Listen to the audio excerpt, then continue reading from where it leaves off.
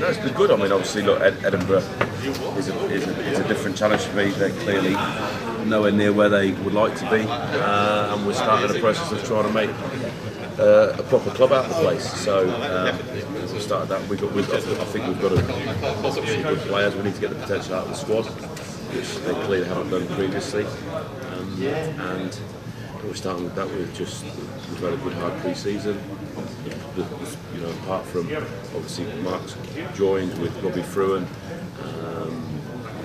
Duran van der Merwe, but they're probably three big signings for us, but it's pretty much the same squad, so we need to get the best out of the squad that we've got. What does a proper club look like? I mean, it seems the culture is one of the big things you think, or environment. Well, the club's been around for 140 odd years, and nobody can really tell me what the culture is or what it looks like. So we're based at the National Stadium, which is a great facility, but from a club point of view is not ideal, because there's some very famous players that have come through Edinburgh Rugby Club to play for Scotland and for the Lions, but if you walked in our team and you probably wouldn't know that. So just actually making sure that we understand the history of the club, who's played for us, and what that means, and trying to get the guys to connect with the history of the club. And we've got the most capped forward player of all time in Ross Ford. Chris Patterson's the second and the highest point scorer of all time. So there's lots of things that we can start to actually build our culture around, because there's a very rich history, but we just need to find that, and then we need to get the modern crop of players to understand that, and also understand how hard you have to work to actually try and win something, which there's not many people in our squad that have actually won anything. There's Mark from Glasgow, or Duncan Weir, but there's not many that actually understand what it takes to actually be good enough to win a competition and be competitive every week, because we haven't been competitive every week. It was something that came up around during Six Nations there. I think I played a game against Dragons for Connacht, and it was just before the start of the game. I pulled up with a bit of I had an issue with my PCL and a kind of small meniscal tear, but it was something I actually was able to kind of rehab throughout the rest of the season.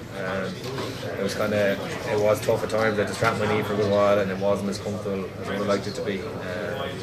But again, I had obviously the summer tour plan, and the RFU and all the management are all aware of it as well, but it was something that we felt we were able to manage and get through till the end of summer. So it was just a case of, I knew I was going to get this done. It was just a case of getting through to the end of the season, hopefully being able to perform at the higher level and get it done then. So hopefully now with this done I can kick on now and have it ready and not have to worry about breaking down throughout the year.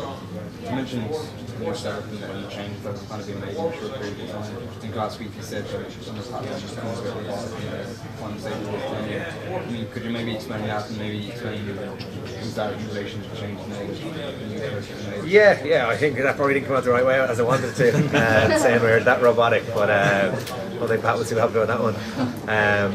But no, I just felt I was just basically meant towards with the year with Pat. Obviously, it was a bit of disruption with him announcing he was leaving, so guys maybe went into the shell a bit, and they just kind of, it was more so rather on our terms, I think, rather than what Pat wanted us to do. We all were just going through the motions, and we didn't, we just felt, the new coach coming in, and lads weren't really playing for each other at all. We kind of played more as individuals with lads with different goals, with like the summer tours coming up, things like that. So it was disruptive, and the season just didn't go the way I wanted at all. So I think that's a good thing now. Even in terms of our strength and conditioning, we have 2 new coaches in there, new backs coach with Nige, and then new head coach as well. So it's all changing there. It's freshened all up. I think it's exciting, and like I said, with competition now, it just drives everyone, and hopefully that'll lead us to improve in all our games as well. It'd be nice now as well. Even personally as a fullback, I think I probably fell into a bit of a comfort zone as well over the past kind of 6 or 8 months with not really having that much competition there. But now there's lots of guys coming in and lads that are back fit again, pushing position. So hopefully I'll drive us all on as backs and as backs for reunion as well to bigger performances and hopefully get on to higher levels then again. Yeah. It's good memories, for both teams, and looking forward to what they bring to the competition. If you were to give kind of a, I'm Irish, but I work in the UK, kind of an outsider's guide to playing in Bloemfontein and to playing in Nelson Mandela Bay. So weather-wise or the game-wise? Game and conditions. Conditions, I'd say depends what time of year you go out there. If you go down in summer, it's going to be hot in both places. But it's two lovely stadiums. People are nice. It's a place that everyone enjoys their rugby. You know. Game-wise, I think both of them they play expensive games, so it's a bit of offloads and a bit of quicker game. You know, still physical, but very quick. And I think that's something we're going to have to try to learn from or learn and see how to play. The pitches are nice and the stadiums are great, so looking forward to the games. So what's that like being a leader in that group? Oh, no, it's awesome because there's a bunch of other seniors. There's a few seniors left to really take control nicely, but at the same time, because it's a bunch of youngsters, it's not your casual team where all the seniors are taking it or being overboard. The juniors get their say, and I mean that's very nice. It's really nice playing in that type of environment with your youngsters. Okay. What kind of challenges do you see this new entering this new competition bringing you guys? Well, you know, the biggest thing is obviously just the travelling coming here. Yeah. I think that'll be the hardest part of the competition. I mean, also leaving home for quite a while at that time, but at the end of the day, I think the guys will get used to it fairly quickly. Yeah. And then I think rugby is always rugby, no matter where you play it in the world. At the end of the day. Yeah. Do you okay, rugby is always rugby, but there's going to be differences to Super Rugby. 100%. But like I said, we haven't. This is the first time playing this. So I'm not sure. Super Rugby is a very fast game. I think, but like I said, as soon as you get to your bigger competitions like Super Rugby, like Guinness PRO14, I think the link was pretty much the same style of rugby because it's all the world class players involved. So. Yes, it's you. And then everyone heads off on tour. So there's all these like thoughts floating around in everybody's heads as to what happened. So being able to go through the review with the group was positive. But having said that, we were still missing 5 lines guys because they went straight down. So they had a card now, so they were gone. So it was just trying to catch up with those guys individually. They came back at the end of that week, and you know we touched base all those guys and wished them well before they went. But yeah, it's always a difficult challenge because the season tends to end, and if you're in playoff games, it ends and everyone goes off in their separate different directions. Some guys holidays, some guys tours. Last year's unusual because there's 2 tours as well. But yeah, no, we did a review with the bulk of the group, and you know, straight away they have things that they remember from those reviews that lead us into the season. So start the plan again, and it's just that constant cycle. We need to make sure we raise the level from where we were this time last year, because I think the competition across the board will be stronger. You look around the teams, you know, even the quality coaches that have been added to the league, I think it's going to present a few different challenges. Two new teams, obviously. I think there's a lot of excitement into the Lions again now, so the next tour will be big again. I think a lot of people maybe, I heard anyway, lost interest into the Lions tour, but it was, I mean, all the stadiums were packed and people were just mental going around and supporting us, and it was an unbelievable tour. And I think the second test made it unbelievable and something to write back home about, you know. And the draw was stressful on the pitch. It was the last 2 minutes, like it was one of the stressful games I've ever played in, and I think a lot of us learned something out of those games, you know, and it'd be good to take that into, say, 2019 and the next autumns and the next November series. Yeah. When you're part of a team that draws or beats the All Blacks, and you've done it a couple of times at this stage, does it just give you something more as a player? Can you try and explain what it gives? Yeah, look, I think because New Zealand is at a level that they've been beating and winning everyone in their side, you know, that you get a mental block. So it's just mentally in your head. Even if you don't know about it, if you know about it, it's there.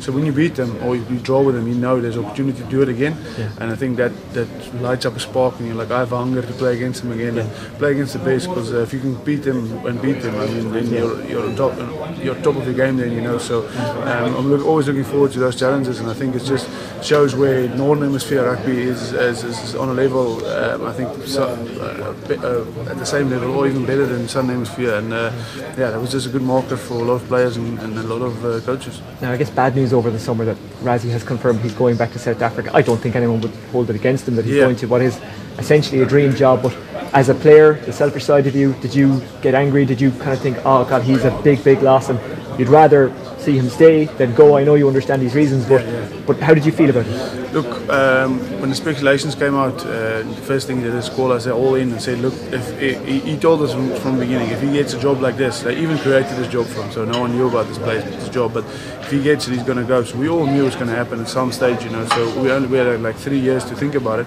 and then it was only within a year that it happened. But like we were kept in the loop all the time, and it's going to happen or it's not going to happen. So it was all speculations at the beginning, and they rang us on lunch and said it's time now. The thing we spoke about happened, and look, we're proud of him, and I mean they created a job for him that wasn't even there in history, you know. So I think what he did was he constructed a good structure outside of rugby, so the corporate side of it and inside of rugby, that the new guy coming in, that doesn't matter who the coach is, that we as players and staff and outside is driving Munster, and Munster is an important thing for us. So anyone coming in is just going to slip into that slot. And I mean, all the coaches, Fla and Felix is doing a great job, and we're going to miss him for sure. Him and Jock. I mean, they brought a lot of energy, a lot of tactical things into our game, but. So we've got a big picture here. You know, we're a big team. We're a big team. We have to look after the Munster. We really have to look after Munster, and that's our big thing for now. I guess players. You know, you want to be working for something with a strong financial background, but also build around strong people who are able to be consistent in terms of what they want. And I have massive faith here on WRU, and I really enjoyed working with them so far. Because they've been excellent, and they only want the Dragons to be successful. That's all they want. There's no ulterior motives there. And I suppose for you going forward then, no better challenge for you to get your teeth stuck into a brand new league format. Absolutely, it's great. I think the changes for me has happened personally in terms of a new opportunity, but also I was lucky enough to be part of the team that won the Old Magners League with Leinster and being in the couple of finals. I think it was a good competition, but I think this is going to give us a massive boost. And we play the Cheetahs at home in a few weeks' time, and it's going to be a really good way for us to get people from the valleys to come into Rodney Parade to watch us play, because it's new and it's exciting. And then we just need to make sure the product's right. So in terms of marketing the league and bringing new support behind us, this is worth way more than any marketing campaign could. This is real rugby. Against different opposition, against quality opposition, and we can compare our local Welsh players, our fans can compare players who played and come through their underage system in their local club in Edinburgh or Cross Keys, etc. And now they're playing against some of the best in South Africa. It's amazing. And I mean, it's nearly like a 2-week tour, I suppose, when you're taking a team down to face one of the South African teams, and where young players might not be at a point yet where they're quite good enough to be international rugby players, might experience that to what the Welsh national team might experience. Absolutely. Well, Warren Gatlin brought me away to South Africa when I was 19 for a tour, and it was a real eye opener. It helped me develop quicker, it made me more mature, and now we're going to get a chance to do that with youngsters who've probably never been, some of them have never been out of Wales, and to go down there and play in Kings Park or play in Bloemfontein with the challenges of altitude, for example, in Bloemfontein. It's just going to be a way of fast tracking their education or their development, and it's an exceptional opportunity. I mean, for me as a coach, the challenge of actually how we're going to deal with that is exciting. It's different than I've been used to. I've never done it before as a coach, and that's a real challenge, but it's a real motivating factor as well. I think it's obvious that every time to be towards I do think that's reasonably viable. Really? It just makes sense. It just makes sense. One of the things that Neil pointed out was that when you travel to New Zealand, I think the hardest adjustment is your time difference. Traveling here, you can, the guys can get off the plane, they can go and check in the hotel, and that afternoon you can run a training session without worrying about the one of the biggest challenges we deal with is having to get the guys to adjust to obviously the time zones and that. So I think going forward, I don't speak on behalf of South African rugby. I can just say that from a Cheetahs perspective, we're very excited about the opportunity, and again, I don't speak for the other guys, but I think they're all watching to see how it goes in the first year or two. let's leave it there because. Okay, this is perfect time to move you over. Thanks very much.